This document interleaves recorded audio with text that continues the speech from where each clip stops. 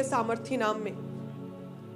मैंने क्यों कहा कि जब हम बपतिस्मा लेते हैं, अपने पापों, अपने गुनाहों को छोड़ देते हैं और प्रभु यीशु मसीह को अपना उद्धारकर्ता ग्रहण करते हैं, तो परमेश्वर अपने आत्मा को सब मनुष्यों पर जो परमेश्वर ने उठेला, और प्रभु ने कहा कि मैं तुम्हें एक सच्चा सहायक दूंगा जो तेरा मार्गदर्शन करेगा, जो तेरे साथ रहेगा, जो तुम्हें कभी भी छोड़ेगा नहीं। लेकिन हमारा शरीर पवित्र आत्मा का मंदिर है। हमारे शरीर में या तो एक समय पर परमेश्वर का आत्मा रह सकता है यदि हम परमेश्वर के कामों को करें, व्यभिचार से, अडल्ट्री से, चोरी से, ईर्ष्या से दूर रहें, या फिर अगर हम परमेश्वर को छोड़, उसके वचन को छोड़ के यदि कोई जन फिर से पाप में पड़े, तो वो पवित्र आत्मा कहते हैं उसके जीवन से फिर उठ जाता है, क्योंकि परमेश्वर का आत्मा पवित्र है और वो पवित्र जगहों पर, पवित्र देह में वास करता है।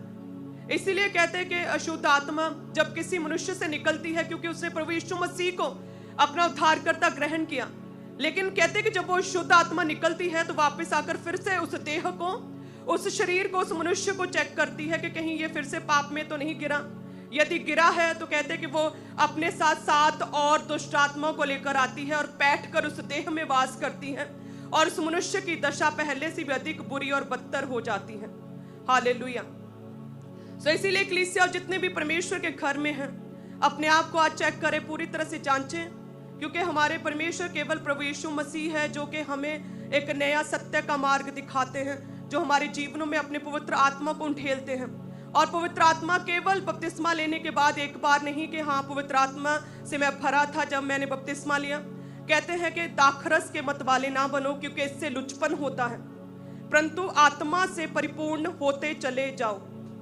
यानी कि आत्मा से हर रोज हमें भरना है, अपने आप को हर रोज वचन के द्वारा चेक करना पड़ता है कि कहीं मैं परमेश्वर के वचन को तोड़ तो नहीं रहा, कहीं प्रभु का जो पवित्र आत्मा मेरे जीवन से उठ तो नहीं गया। क्योंकि वचन भी, यदि हम परमेश्वर के शब्द भी हम तभी समझ सकते हैं, प्रभु के बाइबल को, परमेश्वर के वचनों को तभी समझ सकते हैं यदि पवित्र आत्मा हमारे अंदर हो। क्योंकि परमेश्वर का आत्मा है जो हमें सिखाता, हमें समझाता है कि हमें किस तरह से प्रार्थना करनी है, और परमेश्वर की सब बातों को हमें सिखाता है, परमेश्वर के वचनों को हमें स्मरण कराता है। पवित्र आत्मा हमारे मुंह में अपने शब्दों को डालता है ताकि हम बोलें और लोगों की लाइफ में कार्य हो सके। सो पवित्र आत्मा हमारे जीवन में जरूरी है, और पवित्र आत्मा केवल एक ही बार नहीं उतरता कि बपतिस्मे के समय उतरा, लेकिन वचन कहता है कि आत्मा से परिपूर्ण होते चले जाओ, आत्मा से भरते जाओ, लगातार निरंतर हर रोज आत्मा से भरते जाओ। हालेलुया। वचन कहता है कि एक बार जो था शाऊल, कहते परमेश्वर का आत्मा उसके जीवन से उठ गया। बाइबल में लिखा, वो क्यों उठ गया? क्योंकि उसने परमेश्वर के वचन की अनाज्ञाकारिता की, प्रभु के वचन की, परमेश्वर के दास को तुच्छ माना। और कहते कि परमेश्वर का आत्मा उसके जीवन से उठ गया, और जैसे ही उठा, परमेश्वर की सारी योजनाएं, जो प्लान्स उसके जीवन में थे, वो सारे थरे के थरे रह गए। वो सारी योजनाएं भी प्रभु ने कैंसिल कर दी उसके जीवन से। कहते जैसे ही परमेश्वर का आत्मा शाऊल के जीवन से उठा, तो दुष्ट आत्मा उसे तंग करने लगी, दुष्ट आत्मा उसे सताने लगी। और जब कहते परमेश्वर का आत्मा उसके जीवन से उठ गया, तब भी उसे समझ नहीं आई कि मैं परमेश्वर के चरणों में जाऊं, प्रभु उसके आगे प्रार्थना करूं, विनती करूं कि हे परमेश्वर, मुझे एक नया मन दे खुदावन, अपने स्थिर आत्मा को नए सिरे से मेरे अंदर डाल दे परमेश्वर, अपने पवित्र आत्मा को मेरे जीवन से अलग ना कर। कहते जैसे पवित्र आत्मा उठा और दुष्ट आत्मा उसे सताने लगी, तो अपनी टीम के पास जाकर कहने लगा कि मुझे दुष्ट आत्मा सताती है, मुझे तंग करती है। तो टीम्स जो है शारीरिक रीति से हल करने लगी, शारीरिक रीति से हल ढूंढने लगी कि हम तेरे लिए एक वीणा वादक को, एक यंत्र बजाने वाले को लेकर आए, ताकि जब दुष्ट आत्मा तुझे सताए तो वो वीणा वादक जब साज बजाए तो वो दुष्ट आत्मा चली जाए और तू अच्छा हो जाए। और दूसरी तरफ कहते हैं कि जब दाऊद ने पाप किया था और उसने अपना हल, अपने सॉल्यूशंस शारीरिक रीति से नहीं ढूंढे, वो अपने टीम के पास, अपने परिवार के साथ, अपने हथियारों के साथ नहीं लड़ा। कहते हैं कि वो प्रार्थना में गया कि हे परमेश्वर, मेरे अंदर स्थिर आत्मा नए सिरे से डाल दे खुदावन, तेरा आत्मा मेरे जीवन से कभी भी अलग ना होने पाए, तेरा पवित्र आत्मा मेरे जीवन से अलग ना हो। इस तरह से वो प्रार्थना करने लगा। सो यही फर्क है एक व्यक्ति जो आत्मा में मर चुका है और एक व्यक्ति जो आत्मा में जीवित है। हालेलुया। यदि परमेश्वर का आत्मा किसी व्यक्ति के जीवन से उठ गया है, उसे पता है इस बात का कि उठ गया, क्योंकि दुष्ट आत्मा, अटैक्स, सपने, कई तरह की प्रॉब्लम्स, बेचैनी, आपको फील होगी और आपको पता चलेगा कि यस, प्रभु का आत्मा मेरे साथ नहीं है। यदि ऐसी कंडीशन है तो दाऊद के समान अभी बैठे परमेश्वर के चरणों में, प्रभु के पवित्र स्थान में है आप, और प्रार्थना करें कि प्रभु तेरा पवित्र आत्मा मेरे जीवन में प्रभु नए सिरे से फिर से उत्पन्न कर खुदावंद, नया मन फिर से उत्पन्न कर परमेश्वर, स्थिर आत्मा नए सिरे से मेरे अंदर डाल दे खुदावंद। हालेलुया। शारीरिक रीति से हल नहीं है, केवल परमेश्वर के पास हल है। यदि पैसा सब कुछ होता तो जक्कई क्यों बेचैन होता, उसका मन क्यों बेचैन होता? टैक्स कलेक्टर, इतना बड़ा धनी, इतना पैसा, सोना उसके पास, लेकिन फिर भी कहते उसका मन बेचैन था। वो ढूंढ रहा था एक शांति को, इसीलिए कहते कि वो परमेश्वर प्रभु यीशु मसीह को देख रहा था, इस चाह से, इस इच्छा से, इस विश से कि परमेश्वर मेरी लाइफ में आए, मेरी मन की बेचैनी को दूर करे। तो ना तो पैसा चंगा कर सकता है, ना आपके जितने भी शाऊल ने जिस तरह से शारीरिक रीति से हथियारों के साथ जंगें लड़ी, दाऊद के साथ, अभिषिक्त के साथ लड़ा, ना तो आपकी शारीरिक फाइट्स आपको जिता सकती हैं, ना आपका पैसा आपको जिता सकता है, केवल परमेश्वर है प्रभु यीशु मसीह। तो जिस तरह से अड़ाऊ पुत्र परमेश्वर के पास लौट आया, तो आज समय है कि हम परमेश्वर के पास लौट आए।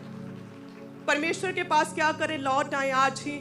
जितने लोगों ने आज मन फिराना है, परमेश्वर के वचन में इतनी सामर्थ है, प्रभु के वचन में इतनी ताकत है कि निन्वे के लोग जो पूरी तरह से व्यभिचार में पड़े थे, पाप में पड़े थे, और परमेश्वर ने पूरे निन्वे को खत्म करना था।